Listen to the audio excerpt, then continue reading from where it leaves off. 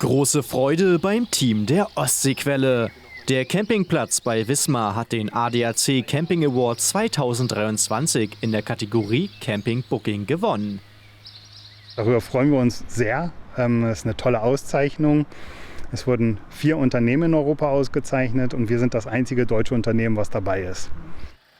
Bei der konsequenten Umsetzung der Online-Buchbarkeit von Standplätzen und Mietobjekten habe Ostseequelle.camp Maßstäbe gesetzt. Der gesamte Buchungsprozess und auch der Check-in- und Check-out-Prozess sind komplett digitalisiert. Nur Online-Buchungen werden akzeptiert. Den Zugang zum Platz regelt eine Schranke mit Kennzeichenerkennung. Am 6. Mai wird der Award feierlich übergeben.